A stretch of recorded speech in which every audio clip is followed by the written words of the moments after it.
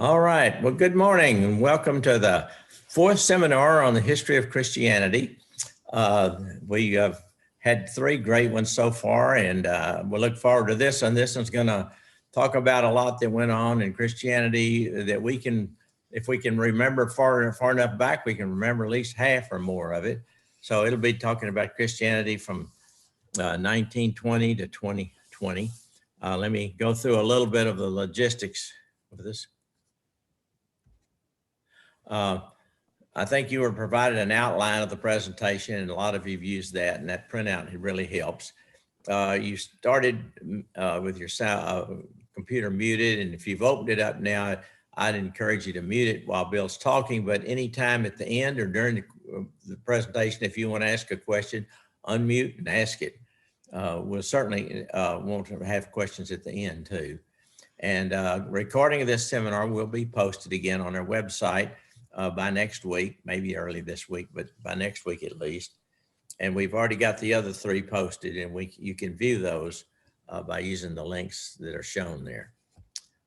I think all of you, nearly all of you, been on one of the earlier presentations. You've heard me talk about my good friend Bill Pitts, and who's really a world scholar on this area and has given us a great bit of his information. And Bill's greatest asset is his sweet wife, Ruth.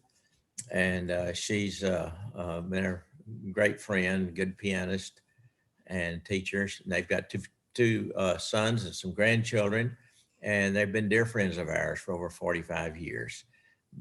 Bill conducted an earlier seminar in 2018 called 10 Major Periods of Hebrew and Early Christian History. And we may ask him to go back and do that again next fall, because there's been a lot of interest in that since that time. And he started leading these seminars live last year, and of course we had to shut them down.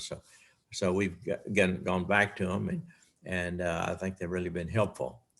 Bill, I'll just turn this over to you and let you start. All right, mighty good. We will move right along then. We have a variety of topics here that we hope to touch on for the last century. There's the church and totalitarianism, the ecumenical movement, Roman Catholicism in the 20th century theologians or Christian thinkers, religious movements and new theologies up to 1960, and then carrying on with the profiles in American religion, current trends in U.S. history, and current trends in world Christianity. So there's a lot you have to leave out, but these are all, I think, really important topics and things that we should be aware of, and perhaps we can build on these as we do further reading and study. So we begin with totalitarianism, which is a phenomenon of political life in the 20th century that was dominant for a good bit of that time. The nature of this form of government is to control all of life by the state. So in politics, you have, instead of multiple parties or two parties with options, you have only one party. And the way that you sustain that in a state is to create a secret police, which then undermines any opposition that may arise. And so this is still the way a number of states in the world are organized. And of course, it takes away from people their liberties. Okay. Yeah. Economics varied also. In the Nazi states, you had the state control of capitalism, whereas in communism, you had the goal, at least, of no private property. And that was theoretical, of course. Then in terms of education, would it be best really to have your population illiterate or to have them literate? I asked students that a number of times, we've discussed it. And typically the response would be at first illiterate, not be able to read. But if you teach people to read, if you educate them and so forth, and give them only one newspaper and one TV channel and so on, you can control thought that way as well. So the difference between critical assessment from various points of view and propaganda is obvious to us, I think. Now, in terms of religion, totalitarianism was suspicious of and hostile toward religion because people who are profoundly religious find their loyalty an ultimate alternative loyalty beyond the state. So the totalitarian idea is that the ultimate thing in life is the state, and you live for it and work for it and so on. Whereas religion speaks of the kingdom of God and some other alternative beyond state allegiance. Forms of totalitarianism, there are two major forms. One is the fascist and one is the communist. We talk about fascists being on the right. Three of those in Europe in the 20th century, of course, Mussolini and Italy, and then Spain, Franco, and then Hitler's Germany. And then from the left or liberal point of view, the communist,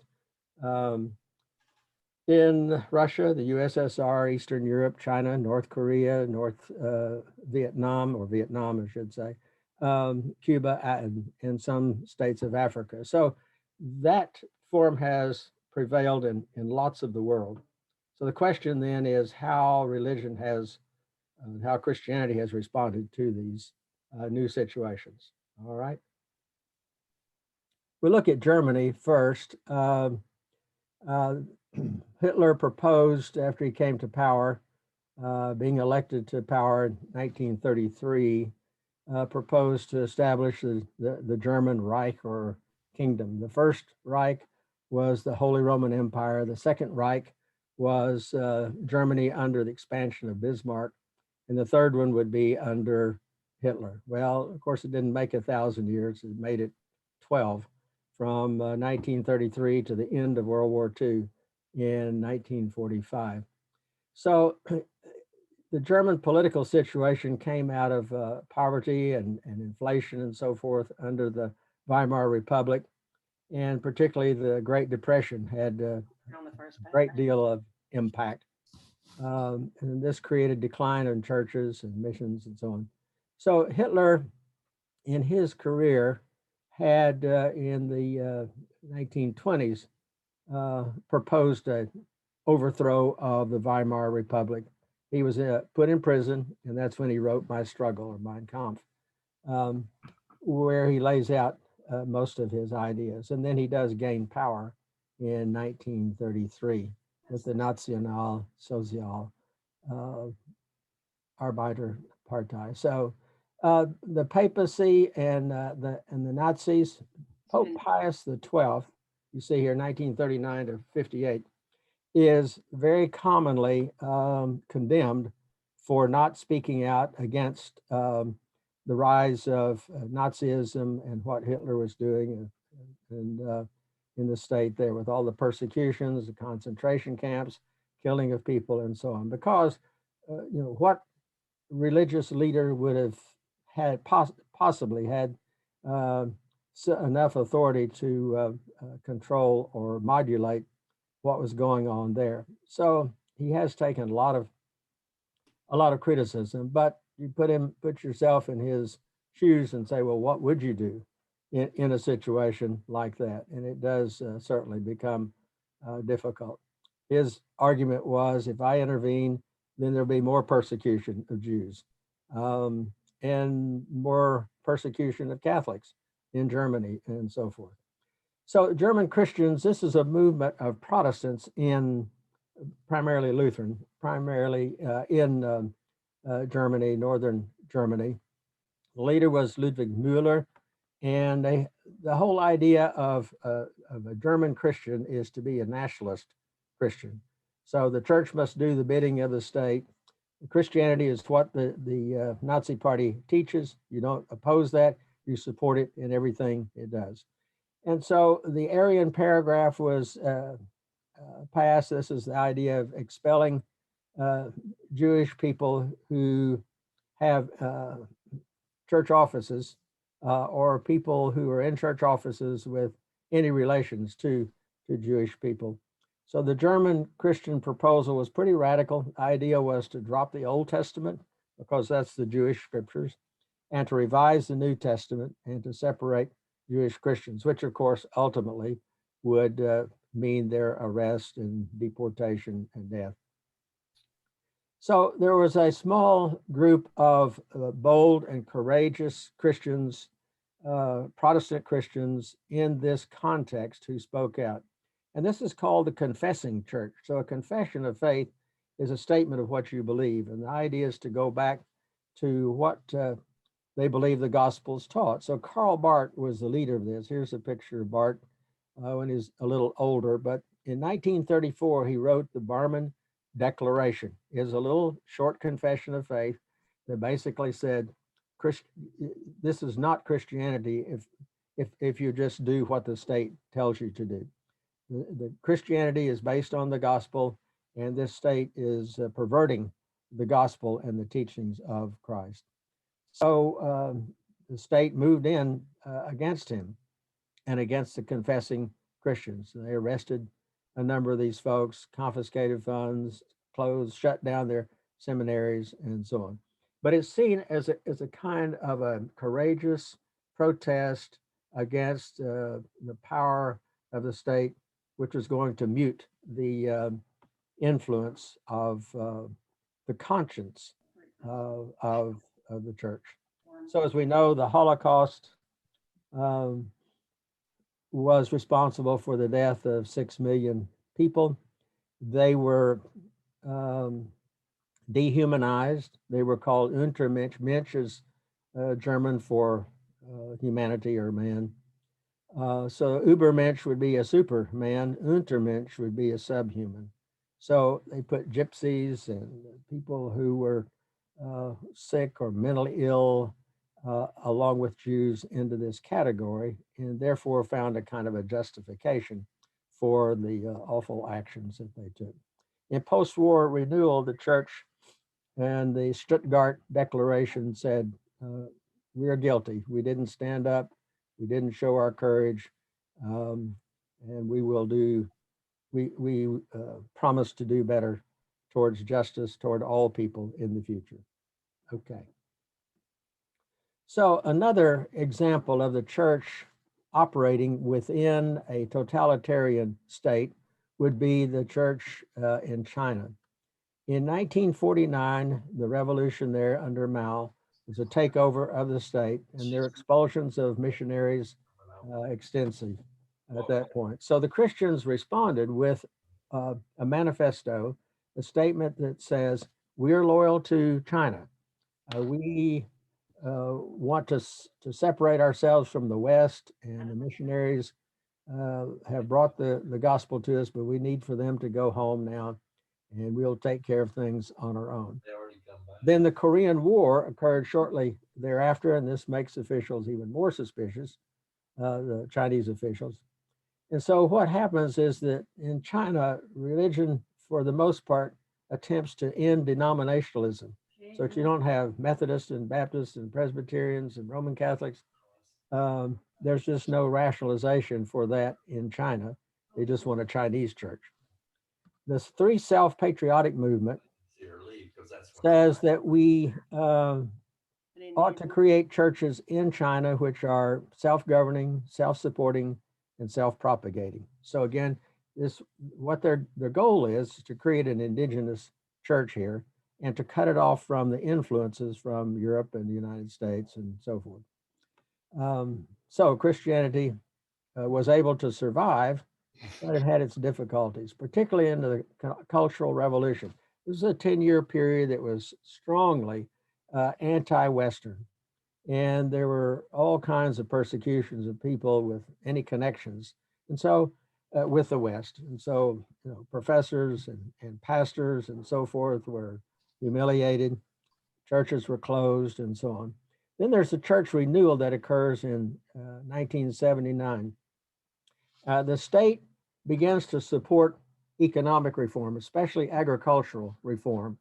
And they're going to open up China for international meeting. And so they say, well, it's going to look pretty bad if we force all these churches to stay closed. So this is what created a thaw and allowed a little breathing space for churches there with limited religious freedom. So you can worship there, but you can't use a radio, you can't evangelize, can't go out on the street and do that sort of thing. So I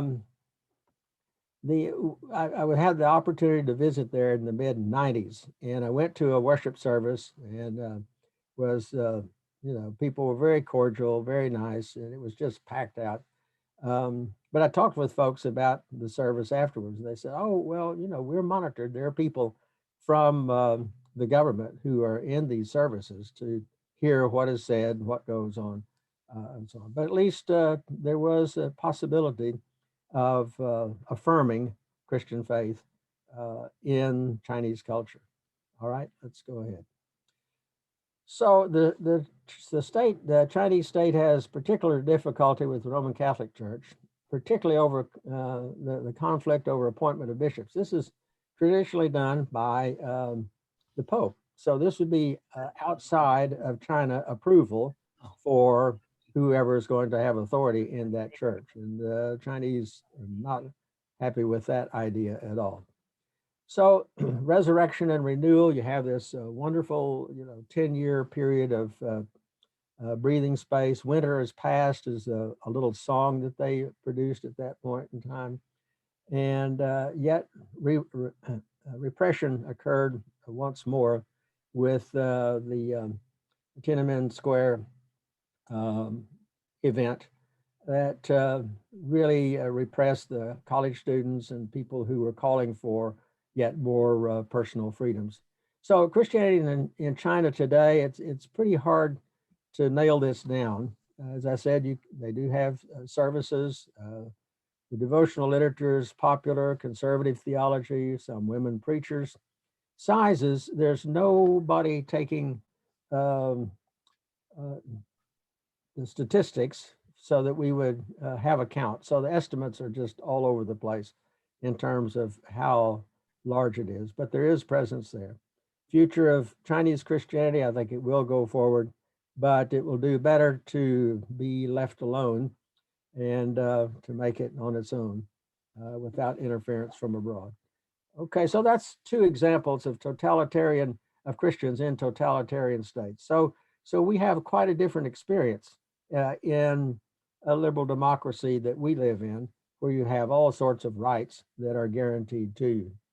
In totalitarianism, you have the struggle for religions under any of these states. And you can see this in many, many places. I mean, look at what's going on in Myanmar right now and so on. There it's Buddhist and Muslims. Governments tend to favor one religion or no religion, but this does undermine liberty for everyone. All right, let's move on. So the churches in a totalitarian situation. Now this in part helps promote this ecumenical movement, which has been called by some church historians the most important development in the churches in the 20th century. We'll talk about that a little bit.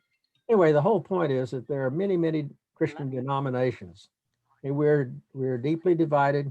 We spend a lot of time competing with one another, with trying to win people over to our position or our church as over against another. So the idea or the goal is to recover church unity that would transcend creed differences and ritual differences and theological differences and so forth, so that there's a common voice of Christianity in the world today. Sources of division, well, we all know that we have these many denominations in our nation. At first there were, in Europe, the Roman Catholics, and then the reform of Luther brought on Lutherans. The reform of Calvin brought on all the Reformed traditions and Presbyterians and Congregationalists and so on.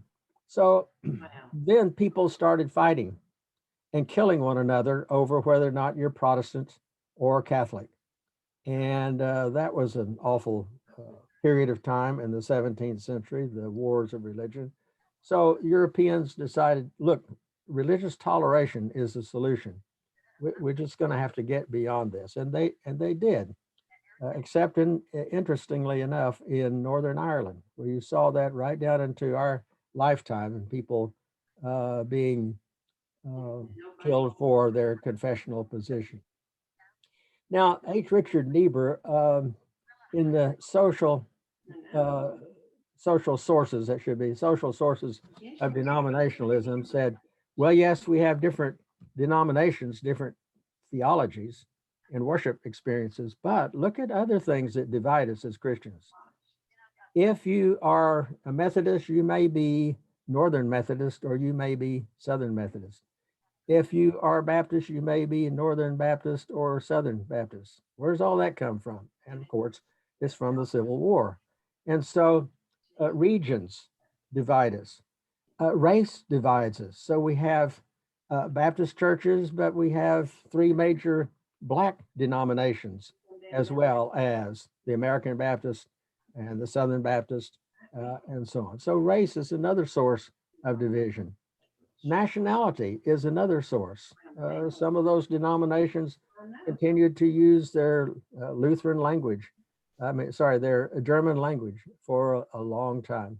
There are other sources. Some denominations appeal more to the poor and some to the wealthy. So there are so there are all kinds of ways that we have found to create divisions among Christians. So what about the demand for unity? Well, biblically, the people advocating for the ecumenical movement point to Jesus' prayer that they may be one. In John 14 and before his death, this is the prayer of Jesus, that we may be one. And you got in the New Testament, you have a great deal of diversity, which is fine, but the antagonism that goes along with it is not okay. So you can see various groups of Christians, for example, in the church in Corinth, but when they get into conflict with one another, that's a difficulty.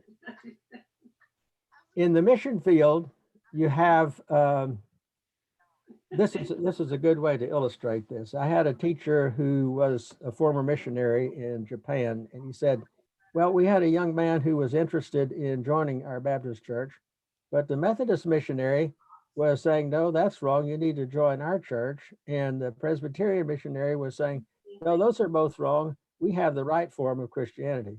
So the whole idea of the missionaries was, look, let's just get people to become Christian and not worry about the denominational business. So comity means a kind of an arrangement, an agreement that, okay, you only have money enough to send missionaries, 10 missionaries to a country, and you have 30 big cities you want to cover.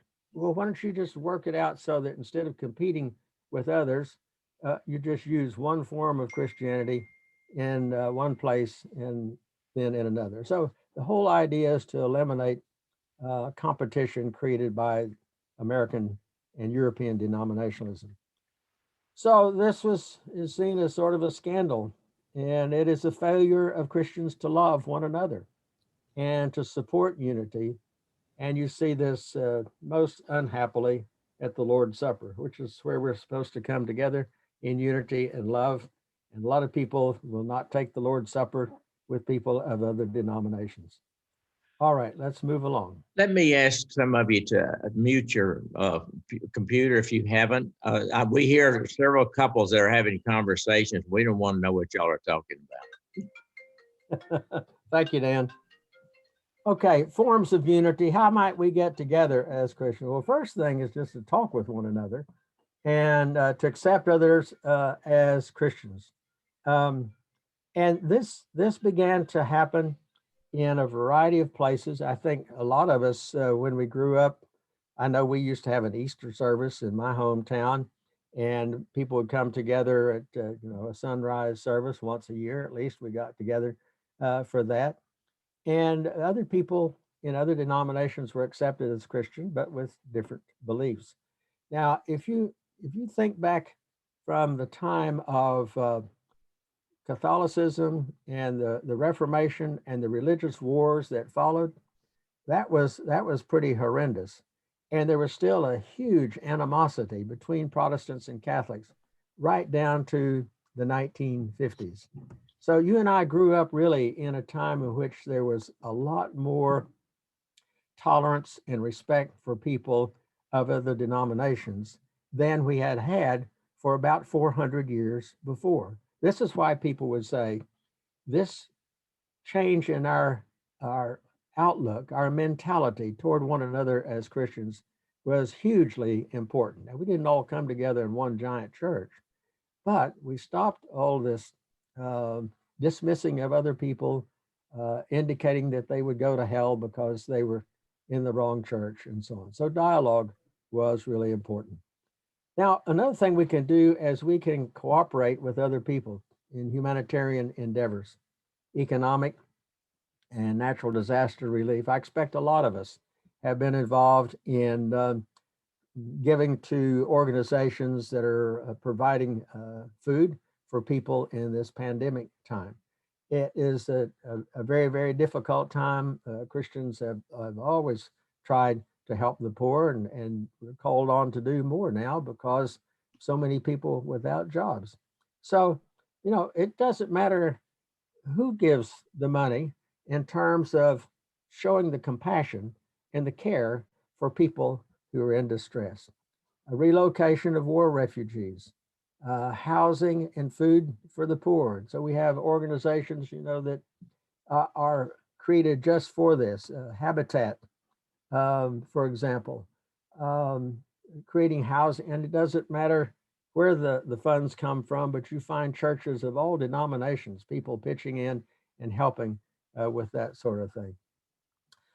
Interdenominational cooperation. So this does create a need for international and national organizations. So we have National Council of Churches of the United States, but we have National Council of Churches all over the world now, where people of various denominations come together and say, we want to cooperate and have a common voice as Christians to speak out on these issues and to work toward these goals of justice and peace and so on.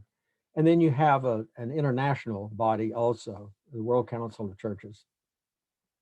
So that's interdenominational cooperation at the organizational level. And then you have the World Council of Churches was organized in 1948 in Amsterdam. It moved then later to Geneva, and has its center that has very simple kind of well, in 1948, there were 147 denominations that joined. There are more than that now, but it has a very simple kind of basic kind of confession of faith. If you can subscribe to the belief that Jesus Christ is Lord and Savior, then you're eligible to join. And so denomination after denomination has done that. They've joined for that. Okay, now there's also a merging of denominations within the families. For example, the Methodists, Northern Methodists, Southern Methodists came together in 1939. So you have, it's called now the United Methodist Church. And the Presbyterians, the big news from the ecumenical movement in the 1980s was the Presbyterians USA in the North and Presbyterians US in the South decided that they would merge. 1983. The Lutherans also. In 1900, there were almost 50 different Lutheran bodies because they came from, you know, Sweden and Denmark and various parts of Germany and so forth. And they decided that they would come together. And so now you have a major Lutheran church that is, well, there are two forms of Lutheran today, but that's defined now on the basis of different theologies and how conservative or how liberal you are. And then there are some mergers across denominational lines as well. So, for example, you have the United Church of Canada. Well, the Anglican Church is so big there that the small ones, the Presbyterians and the Congregationalists and the Methodists got together to form a united church. So you can go across denominational lines as well. All right, so some merging denominations, some evaluations.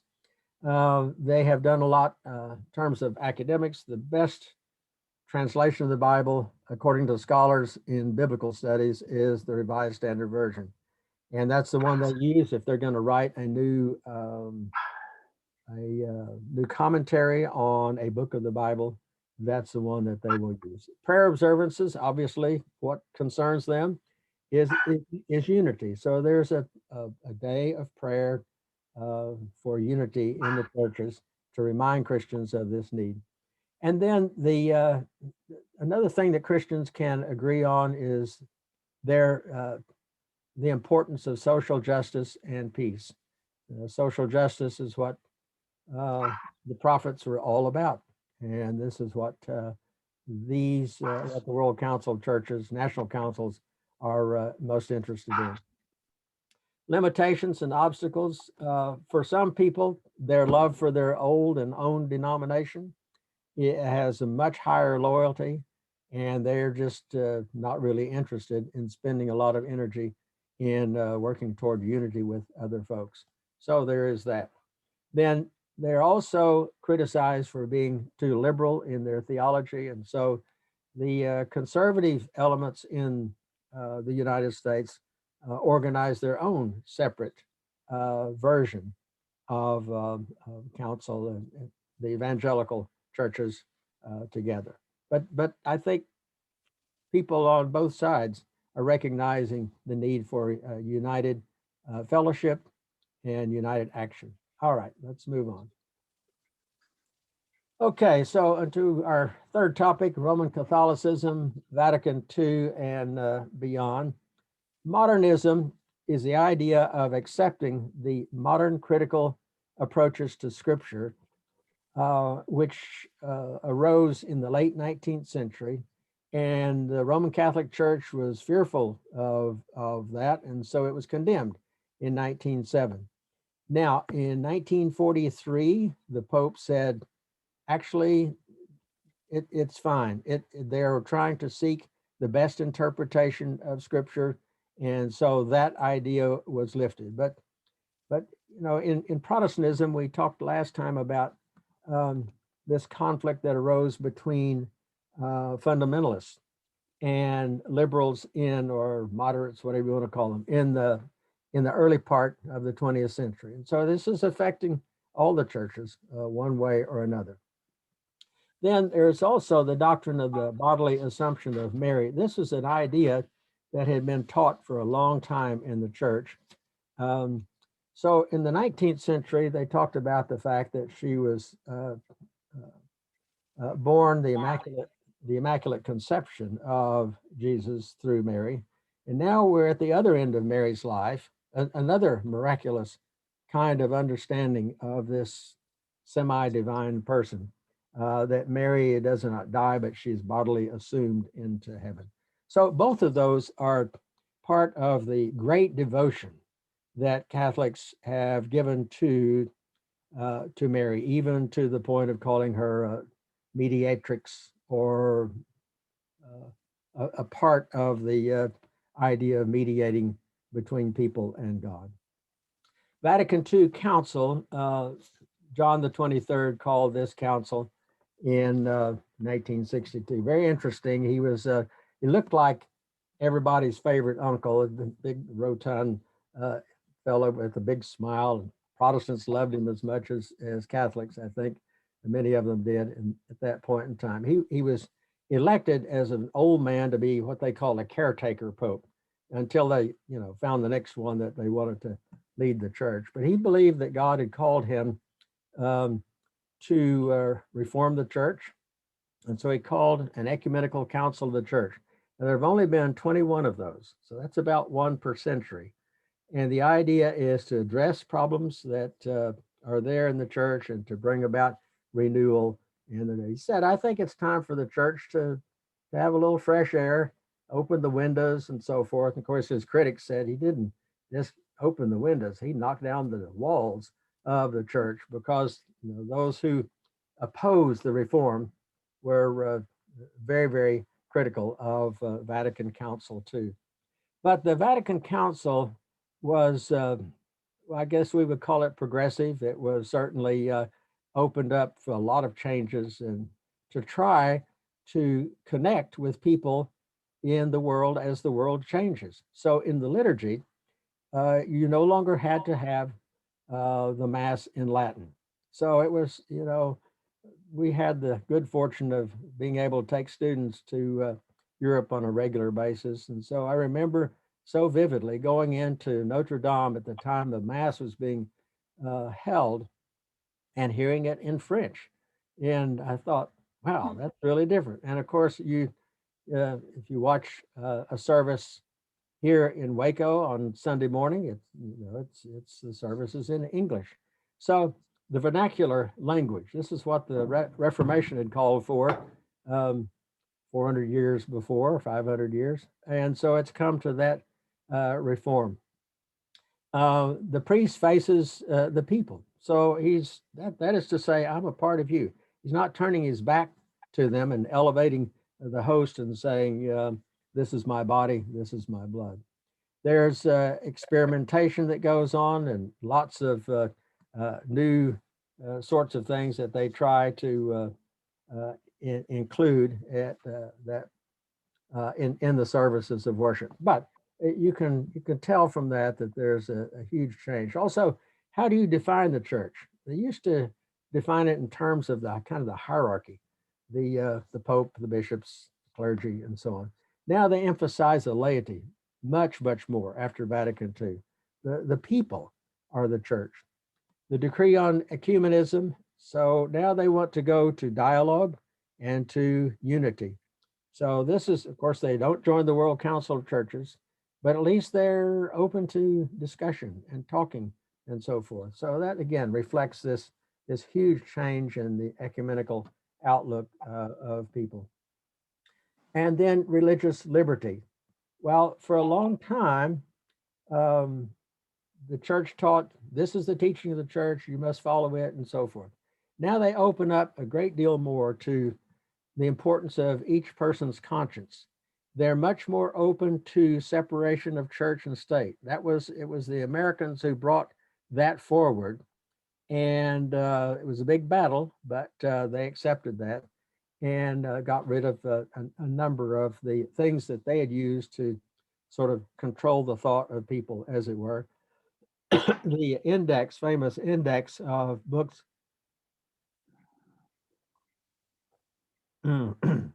excuse me, index of prohibited books was put to get me cough drop. Thank you. So this is a huge event in the life of the church in the 20th century, because remember, Roman Catholics are by far the largest element. Excuse my throat. I'm sorry.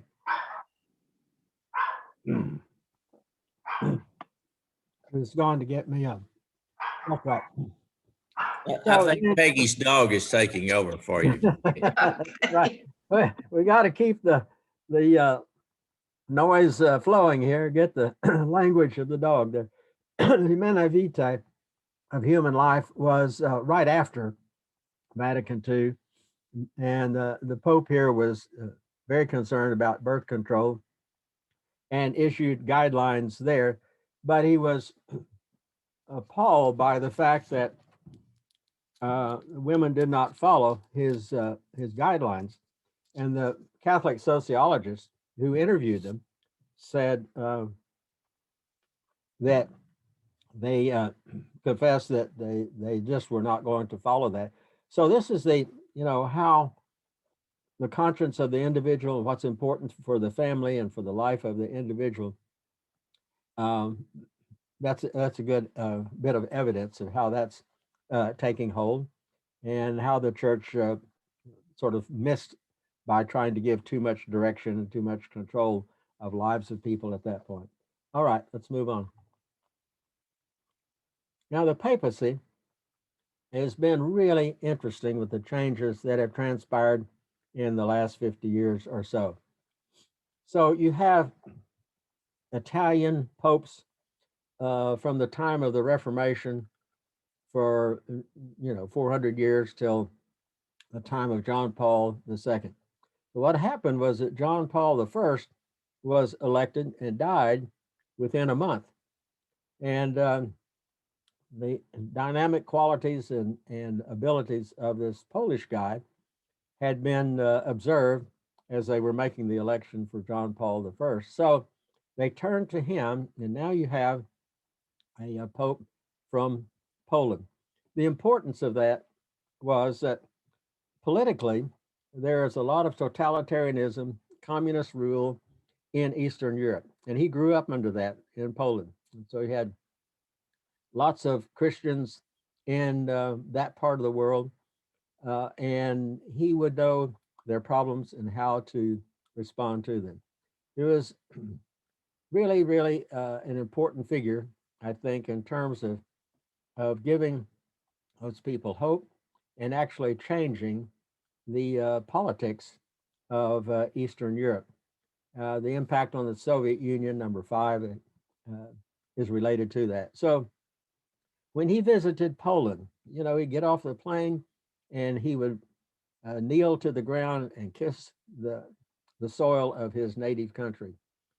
He had to work secretly in seminary training some of the times.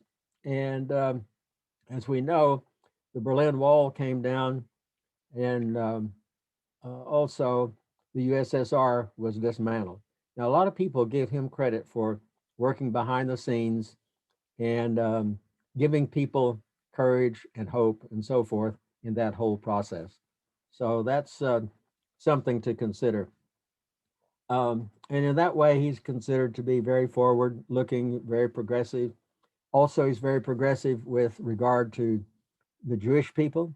He apologized for 2,000 years of mistreatment, calling them Christ killers and so forth. He apologized to Galileo for the church's ruling and harassing him and denying what was obviously the truth. But on other points, he's very, very conservative. So he would not permit changes in the rules regarding divorce or celibacy of clergy or women in clergy, those kinds of things. He was conservative on those. He came down hard on new theologies like liberation theology in South America. We'll talk about that in a little bit. Secularization in Europe worried him. The numbers of Christians were declining, and so he kept trying to appeal to young people. Excuse me, and he had some real success with that. And then heretics like Hans Küng, he had to deal with. Küng criticized the papacy and its idea that it was, had full power and was inerrant and so forth. But Küng was given another post, and so that's John Paul II.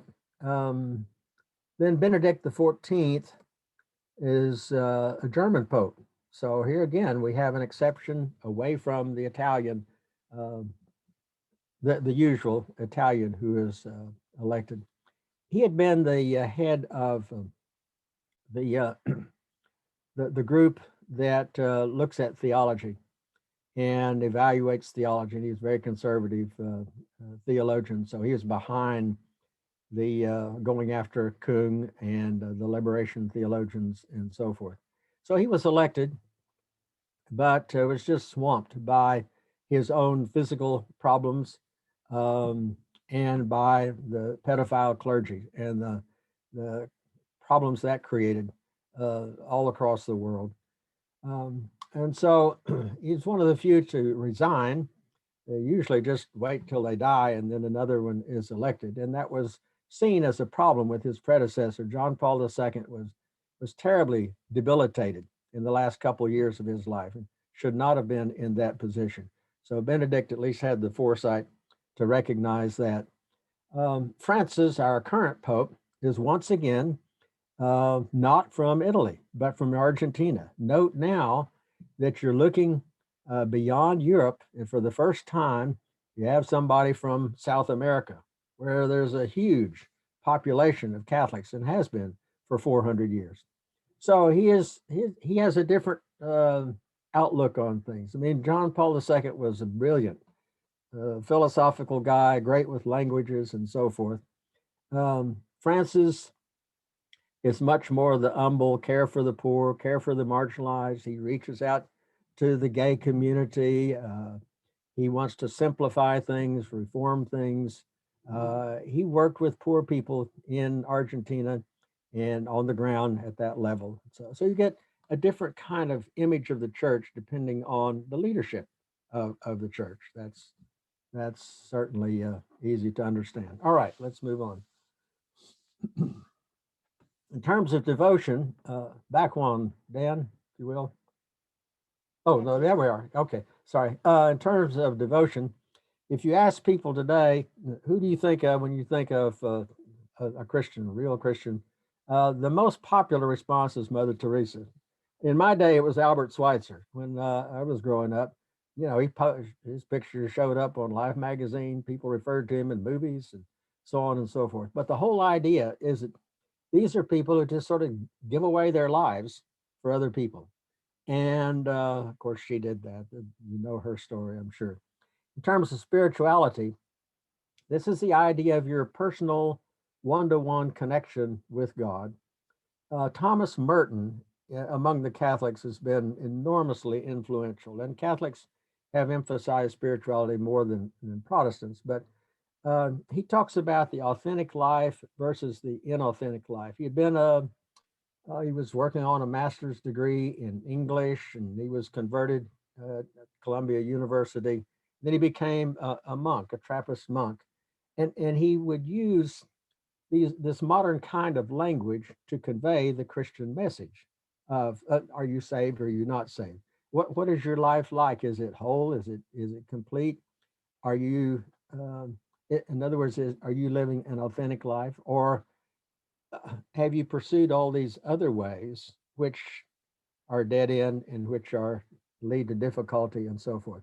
So he's been very influential, as has Henri Nouwen, who writes very simple, short little books, and nearly all of them talk about your life, the people around you, or the community, and God.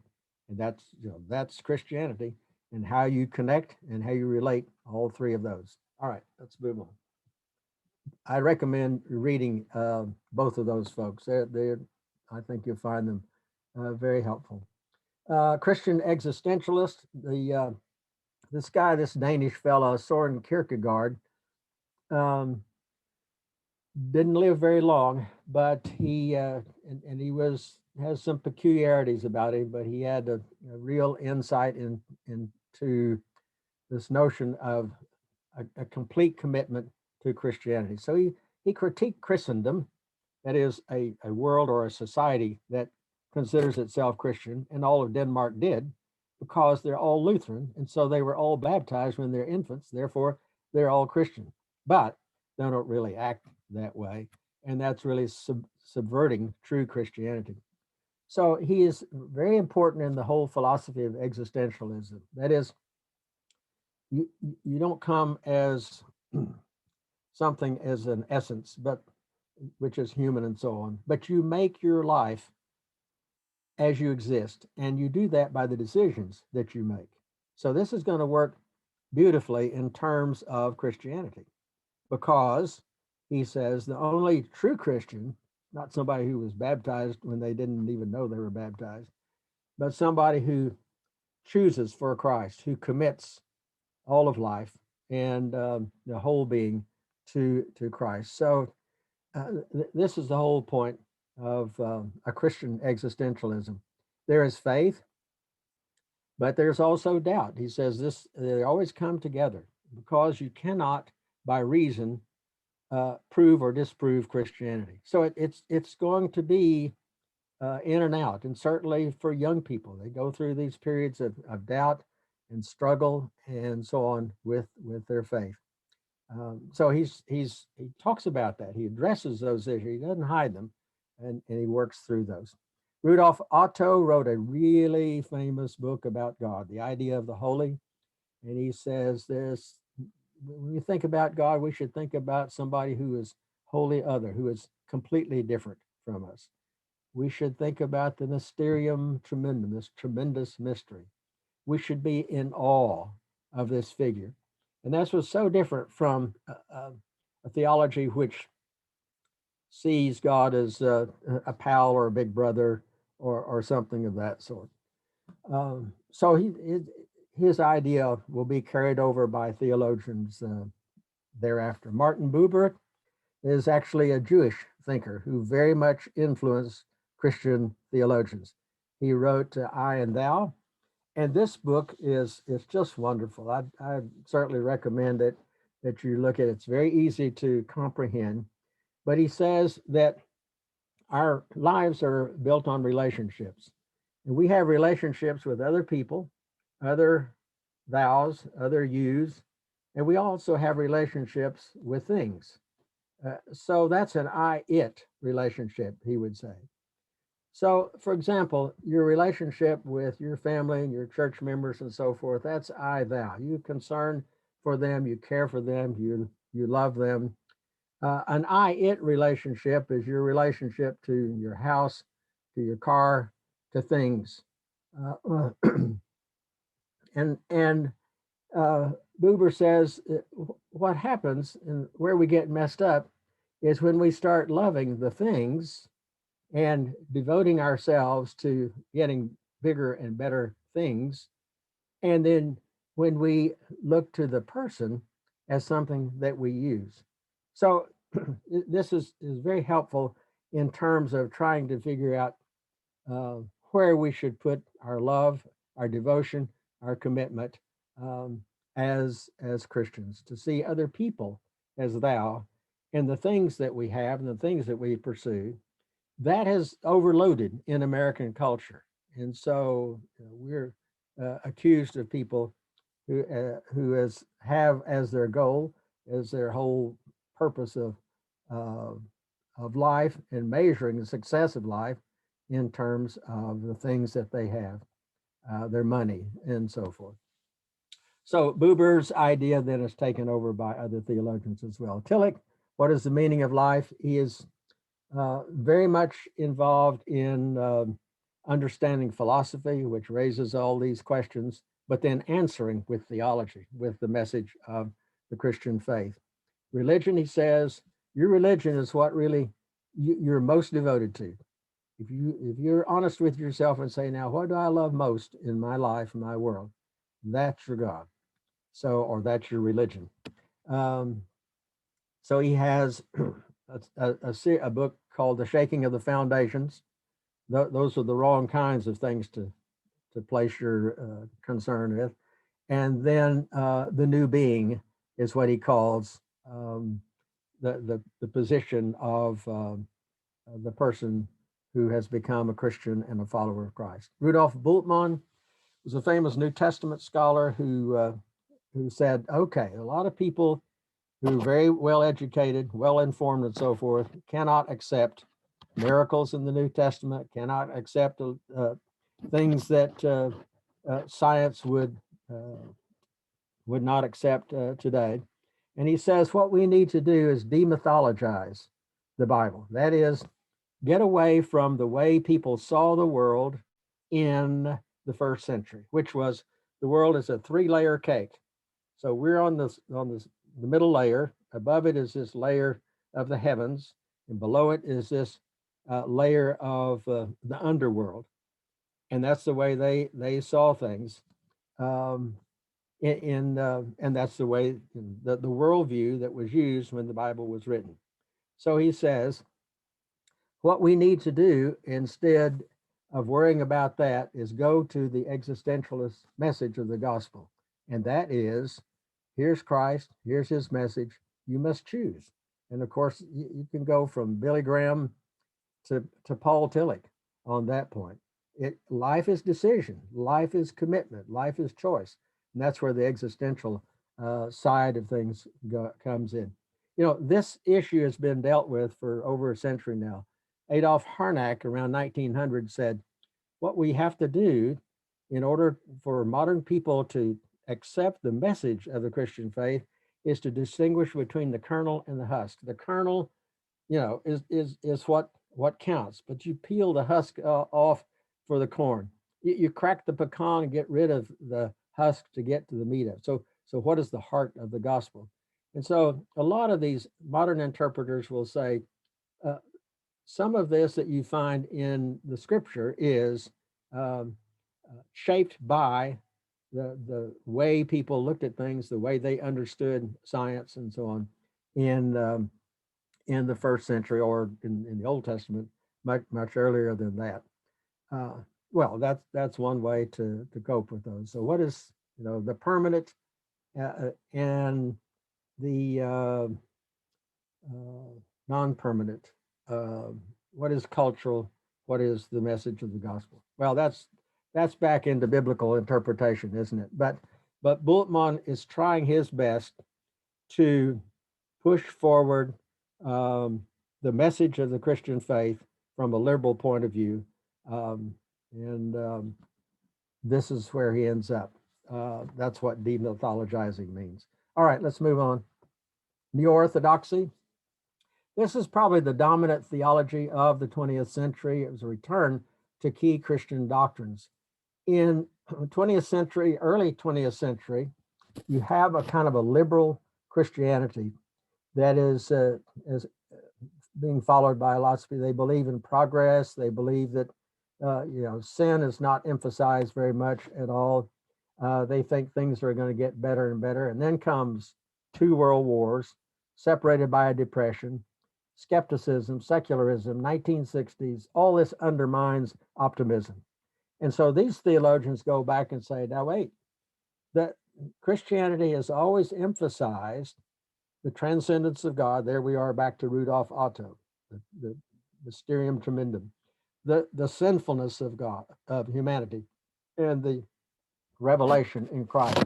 So you're not gonna change your life by simply just trying to be better. You need the transforming power and salvation that comes from Christ alone. So this is why it's called neo-orthodoxy. It sounds very, very traditional in terms of its Christian teaching. So he rejects liberalism as being kind of cultural Christianity. And then fundamentalism, he rejects all too narrow. So he will accept the modern ways of interpreting the Bible. That's why it's called neo or new orthodoxy. Now, Karl Barth is the main figure, and he's usually considered to be the most influential and most creative theologian of the whole century. So he was a Swiss pastor and theologian. He's the guy that did the Barmen Declaration, resisting Hitler and Nazi theology.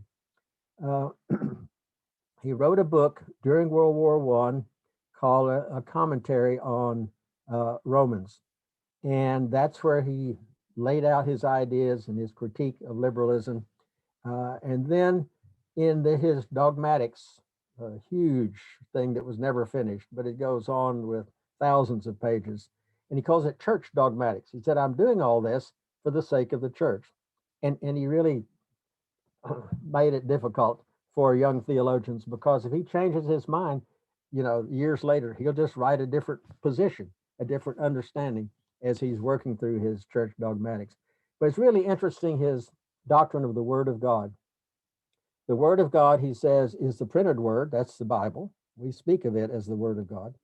But the Bible's just there until it becomes alive. And how does that happen? It's through preaching. So the preached word is also the Word of God. But more important than the Bible or the sermon is the living word, is Christ himself. So, you know, it's just an amazing kind of way of thinking about the Christian faith that these folks do in their reflection. So Karl Barth is certainly worth knowing about. All right. In the United States, we had Reinhold Niebuhr, who was influenced by Karl Barth, but Bart is more interested in theology, the ideas, and Reinhold Niebuhr is more interested in ethics, in the application. He had been a pastor in Detroit. He spoke out against the KKK. He was pro-labor. He wanted to be a pacifist, but things were just so bad in Nazi Germany that he switched over and said, no, we've got to stop this. And so you do intervene, he says, and so he's every book he writes is just you can see new ideas because he is applying the Christian faith and its ideas to society. So that's applied ethics, and that was his position at Union Seminary in New York. The Bible is a human record of divine revelation. Sin comes from egoism or pride. Now that goes all the way back to Augustine. That's an important idea from the ancient church. And for instance, he will say pride in race will leave us with racism. So we all saying Jesus loves the little children, all the children of the world, red and yellow, black and white. But what has really happened in terms of the lives of people? Or what about nations? We're grateful for our nation and we're patriotic. But if it becomes that becomes the obsession, then you're denying God's care for the entire human race. And so he will apply these things. Or if you think your theology is the only possible theology, that's also a form of pride. Is it possible that somebody else could be right and you could be wrong, that I can be wrong? So he's saying, just back off from the human self-centeredness and pride, and then it will help us get actually to John 3:16, for God so loved the entire world. So Christian realism is what his is called. Sin must be restrained. So, nations don't love one another, and business companies don't love one another. They compete with one another. So what you have to do is you have to, along with love, you have to start with justice. You have to pass laws. You have to create kinds of restraints. You have to help people avoid being prideful as individuals or as communities or as nations or as races or what have you. His brother, H. Richard Niebuhr, we talked about social sources of denominationalism already, but Christ and Culture is another great book of his. And that book says, Christians relate to their surroundings, their culture in different ways. Some are opposed to it. Christ against culture. Some want to fuse themselves with it. Some want to be above culture. And then, of course, his own position and the one that Christians would hold, that he would want them to hold, is Christ as transformer of culture. Great book, wonderful. We still use Christ and Culture from Richard Niebuhr. All right, let's move on. The transition in theology then comes with Dietrich Bonhoeffer, German pastor who was imprisoned and executed for joining a plot to kill Hitler. You, I'm sure, have heard about cheap grace. This comes from his notion of costly discipleship, and that book has been used a lot in our churches and as a study course book and what have you. Letters from prison, and then as I say, he was executed. But he was a really important theologian at the end of World War II. All right, let's move on. Theological radicalism in the 1960s. This was just a passing kind of thing, but these theologians look to Nietzsche, whose famous "God is dead" idea. It basically says that people don't really take that seriously. Otherwise, they wouldn't take God's name in vain all the time. They just, they live as though God doesn't exist or has no impact on their lives at all. So that Theology. It's passed pretty quickly. Harvey Cox, Secular City, is not the death of God, but is related. And he's talking about the power of secularization, how it's beginning to undermine religion in our country, and the demise of religion. Theology of Hope is based on Jürgen Moltmann's book, Theology of Hope. And the idea is that, we talk about faith, hope, and love, but hope's pretty much been left out of that whole conversation. We just talk about and hear sermons about faith and love. But he points out that Jesus looked toward the future. He's talking about the kingdom of heaven, and it's dawning, it's coming. Christians live in the light of the promise of God. Our future after our death. Part of our struggle is to change the present for the future. So you think about it, there's a lot to be said about hope. And Moltmann's eschatology, or teaching about hope, says that we need a new beginning. We need to create political and social change. We need to create better societies in which we live. So we need to hope and work for a new order against poverty and oppression. So that's another way that, a theologian has addressed the Christian gospel to the situation in the world today. Likewise, the liberation theologians. Here the idea, this is South Americans. Gustavo Gutierrez is the theologian. Here you have a little insert that basically says we must address the problems of the oppressed. And they go back to the Exodus. That's the most important experience of Jews in the Bible, is that God led them out and he freed them. Not only their spirits, but he freed their bodies, their lives.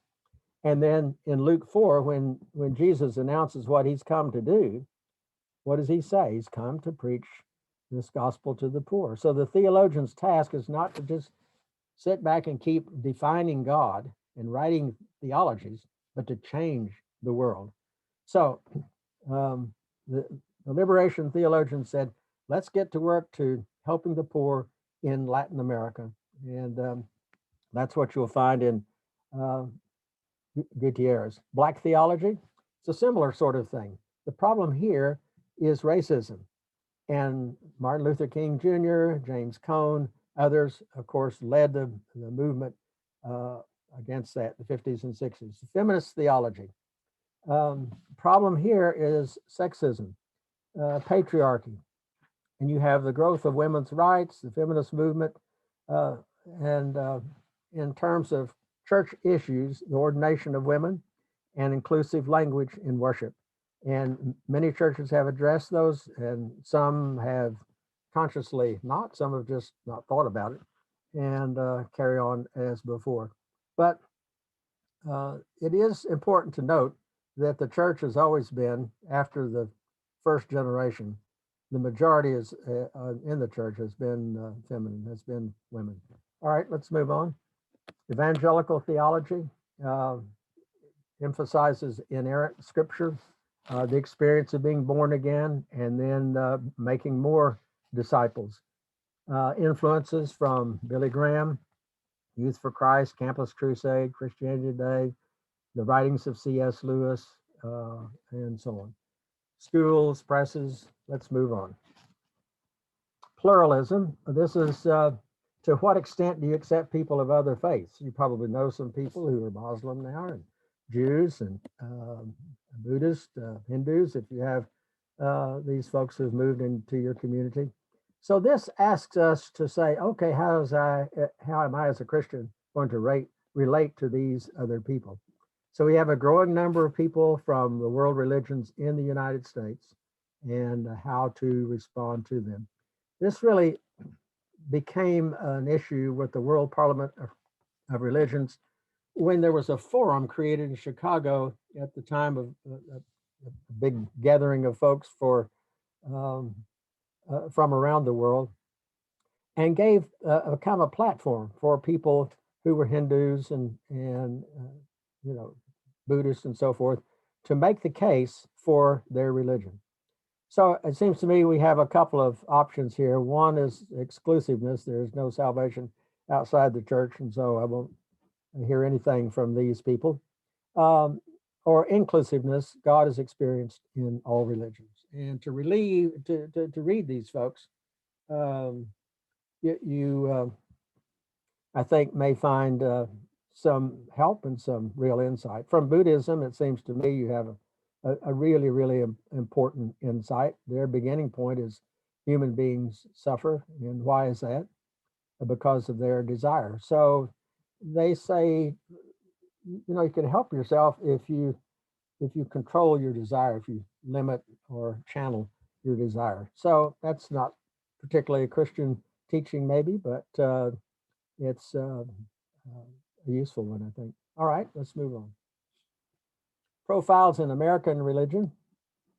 Well, 40, 50 years ago, 75% of Christians were in 12 denominations. So when people came to do interviews with folks, they would say, well, what are you? Are you Baptist or Methodist or Catholic or what? And so you had a large number of people in that category. Now, however, there are many, many more denominations, and it's splintered a great deal more. A Gallup poll back at that time came to the conclusion that Christians were Christians in name, they were nominal, but didn't really know much about practicing their faith. They found that 3 in 10 did not know the significance of Easter. Well, that's pretty basic, resurrection of Christ.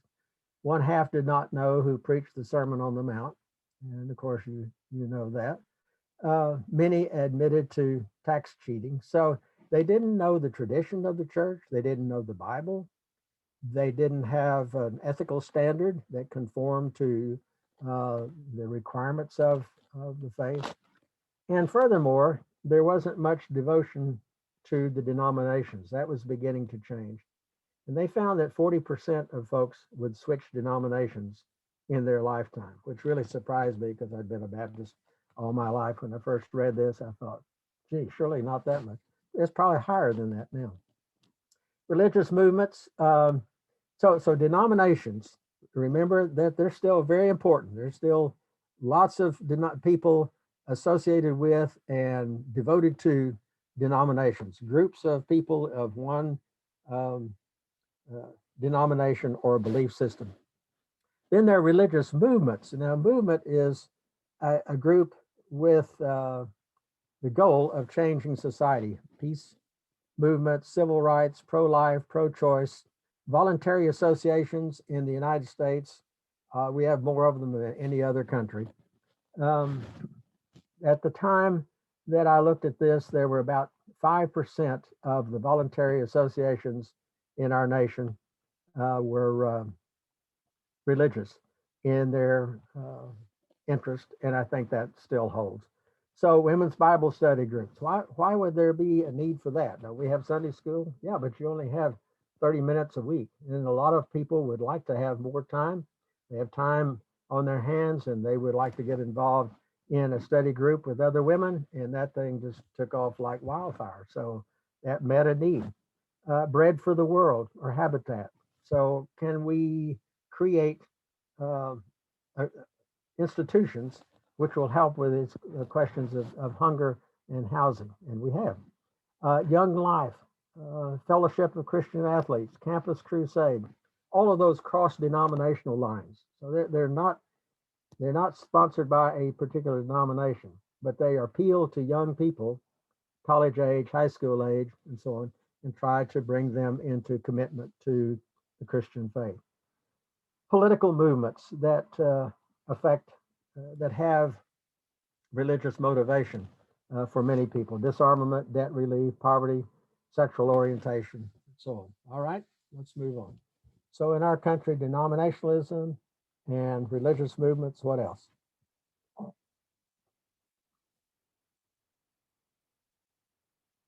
4 power blocks.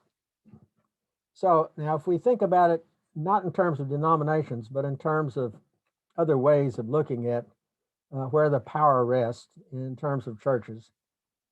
Roman Catholics are the largest by far, with 80% attending the Mass in 1950, and that dropping to 50% by 1980. So you can see that the 1960s is kind of pivotal for this massive decline in people's commitment to their churches.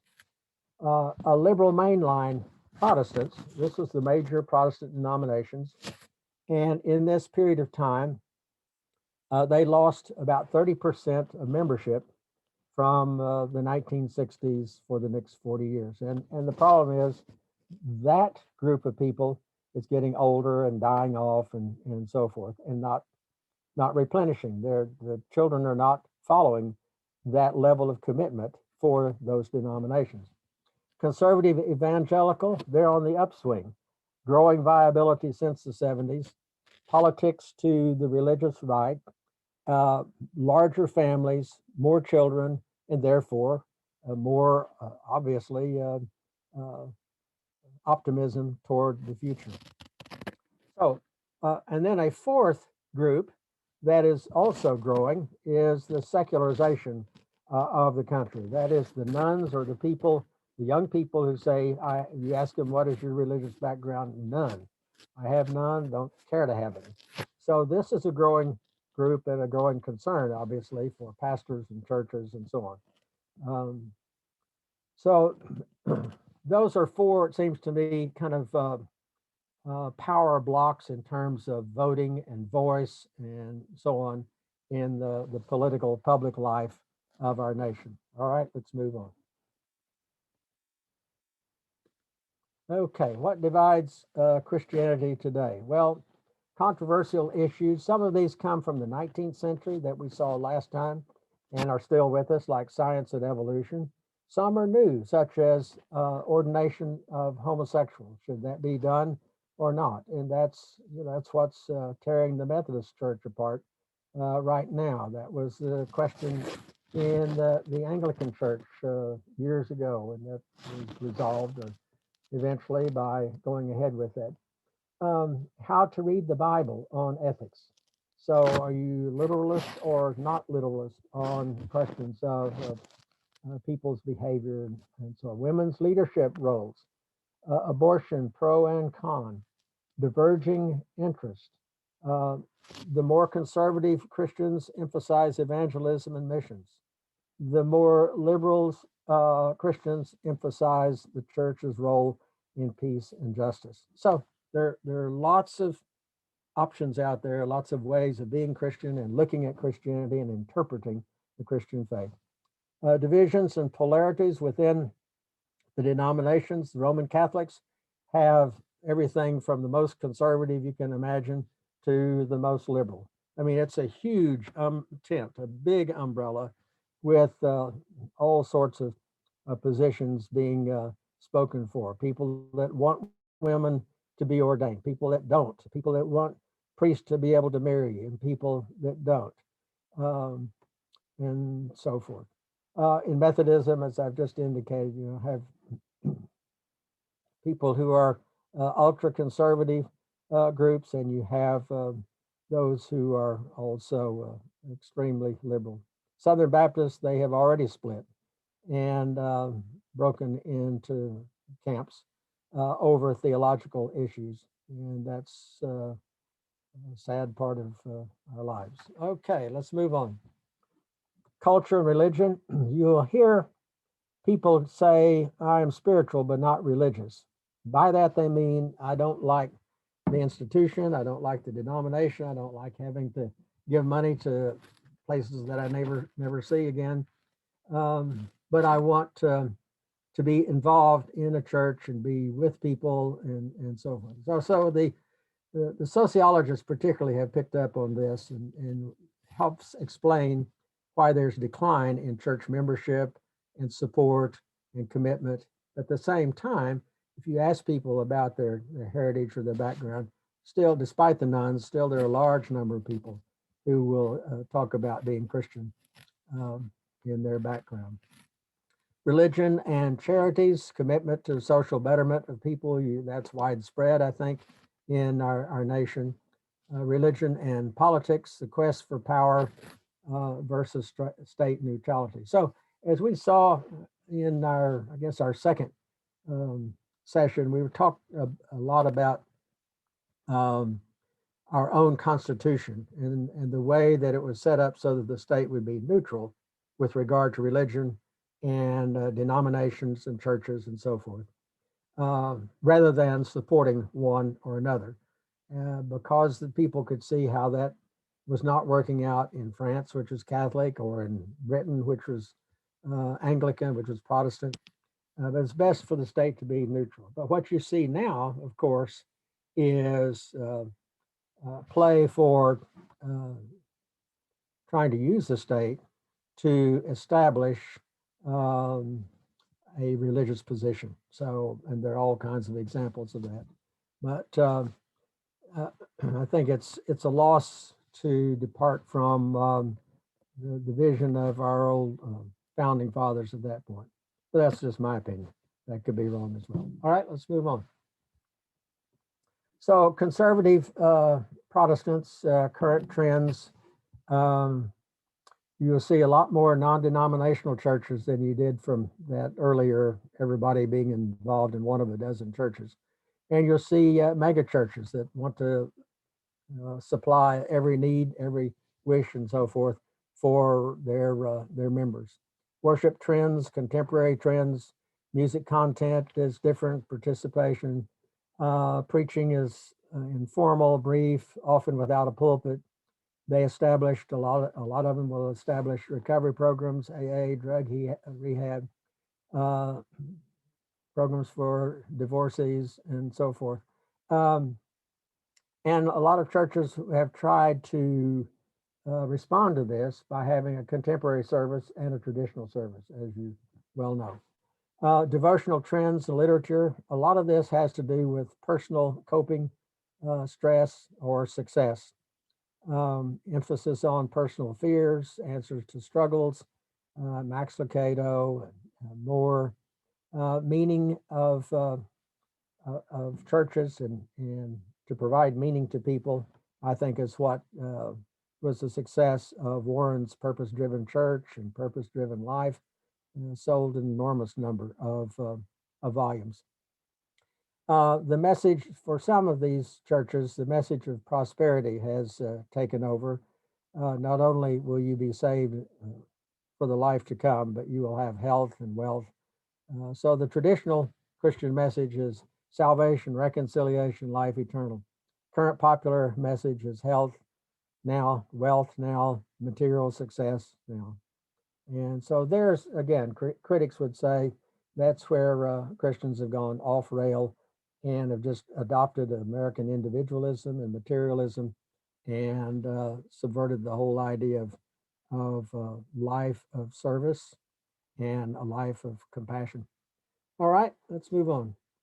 Current Protestant trends among the more liberal progressives, the home of major denominations, institutions, organizations, and they have contributed an enormous amount to our culture. I mean, you think about Methodist institutions like Emory and Duke and Vanderbilt, and these are without peer in terms of their influence and what they've done for society as a whole. Their worship is more traditional. Women in the churches are given much more opportunity. All of these moderate groups have ordained women. They use gender inclusive language. Women are in their universities and their seminaries and so on. All right, let's move on. Current Catholic trends, Roman Catholic Church since Vatican II.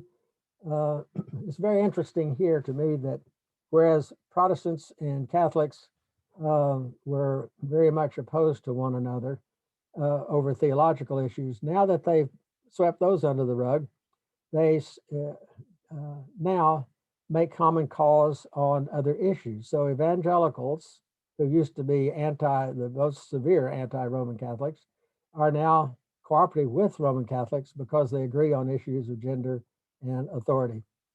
Pedophile clergy is still an enormous issue. You see that in culture. You see it in TV programs now that we have are still addressing those kinds of issues. New religions. These are called alternative practices, New Age, transcendental meditation, probably more popular in the 60s and 70s and 80s than they are now. But then the NRMs are new religious movements. We're familiar with those as well from world religions, Hare Krishna, from the Unification Church, which is from Korea, Scientology, and many, many others of those groups that have arisen. Scholars will try to avoid using the term cult because it is so pejorative as a kind of a fringe group of Christians. And so they use the term new religious movements. But some people are drawn to those as well for whatever reason. All right, let's move on. Secularization theory. This has had huge growth in churches following World War I and World War II. You read the novels of people who lived through World War I, and for them, so many of them, God just died in those trenches. So school integration in the 60s, we have a big shift. School integration, nuclear threats, women's lib, Vietnam War, environmental science, Rachel Carson's Silent Spring, the sexual revolution, all of that is hugely upsetting and dislocating. So what's the church going to do in a situation like that? So there's the belief, secularization theory, is that there will be a change in society and the church's influence will decline as people become more educated and more reliant on science. They won't look to the church and look to God for their ultimate need and for security and for salvation. So that's secularization theory. All right. Current trends in ethics. I think we move on to the question of Christianity and the environment, the Green Revolution. I think we're all aware that things are in some jeopardy now. You look at these pictures of Arctic melting and so forth. So Christians and creation, what is our relationship to the world around us? How can we help? Other people, the question of hospitality, the outsider. And of course, we have problems with trying to work out immigration in this part of the world. Many churches have offered sanctuary, others have not. War and peace, those are, they're huge worldwide problems. Current focus is on, in ethics, it seems to be, is on sexuality and gender, abortion, sexual orientation, women and gay ordination. And these are sources of real division, intense division. All right, let's move on. Current trends in world Christianity. Now, this is our last unit. And just to sort of summarize here, secularization theory does seem to work in explaining what's happened in Europe. There is a decline in attendance and support, and you visit those churches, and it's sad. If you're Christian with any love for the church and commitment to Christ, you are sad to see how many of these churches have become redundant or empty and closed, and how few there are when those that are open. And the assumption was that this would happen everywhere and people would outgrow religion. But that is not true for the rest of the world. All right, let's move on. The Orthodox world, the Orthodox or the Eastern Christians had a lot of trouble under the Ottoman or Muslim rule, and then under communism in the 20th century. And then, under Stalin, the churches were closed and so forth. Now, compared to Stalin, the revival religion in Russia and Eastern Europe looks pretty strong. There is some growth among the Orthodox, but you have a lot of Protestant groups and the Pentecostals and so forth flourishing in these areas as well. But the future of the Orthodox Church is in question. I'm not questioning that it will be there, but its influence and its size is a problem because they're projecting the population of this part of the world will decline in the future. Now, Latin America has been traditionally Roman Catholic, still a majority. Protestant growth is carrying on, people converting, especially to Pentecostalism. But you do have these other new Catholic traditions, such as liberation theology. All right, man, let's move on. In Asia, the big story here is Korea in the 20th century growth. The Koreans they had been overrun by the Japanese. They didn't want their religion. They'd been overrun by the Chinese. They didn't want their religion. And so they turned to Christianity. And the missionaries there had great success, and Presbyterians especially, and now Pentecostals and so on. In India, some 50 million Christians. So it grew from 1 to about 5% in the 20th century. And in China, we talked about that earlier. It's surviving there. We don't know exactly how large. But Christianity, it has a presence in Asia. All right. We're almost through here. Africa, it's the largest Christian growth of the 20th century. It's estimated we had about 10 million in 1900 and almost 400 million at the end of the century. So as you know, there's fierce competition between Christianity in the South and Islam in the North. And you get reports in the news constantly. And this is along, for the most part, along the boundary between these two. African native religions gave way to Christianity. It's basically how the missions were so successful there. Successful forms of Christianity.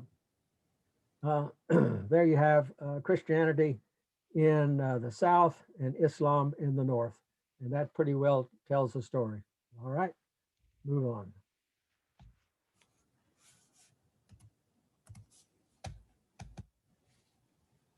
Okay, well, the challenges continue there. The interesting thing that we should know about is apartheid was finally shut down with the leadership of Bishop Tutu and Nelson Mandela after 27 years in prison.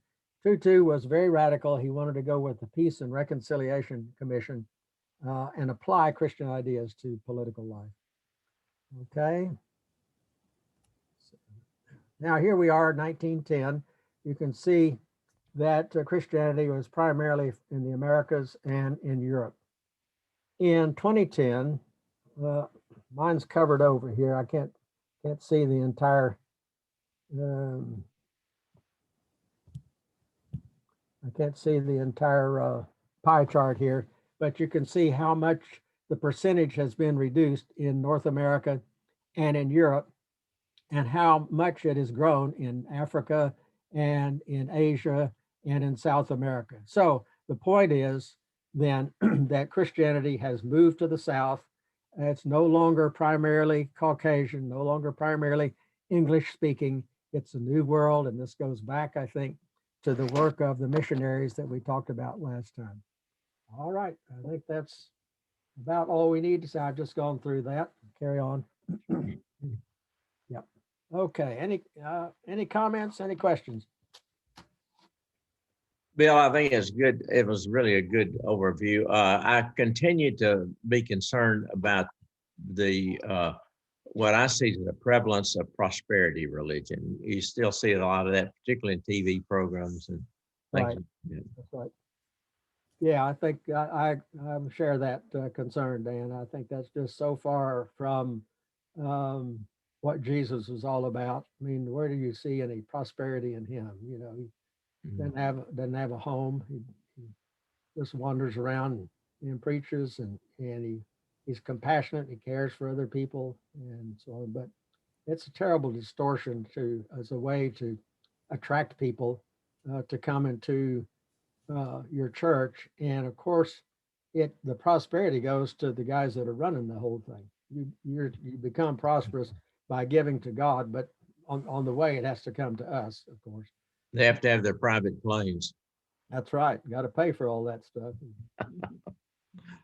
Yeah. Any other questions? Anything else? Thank you all so much for the opportunity. I've enjoyed putting this together.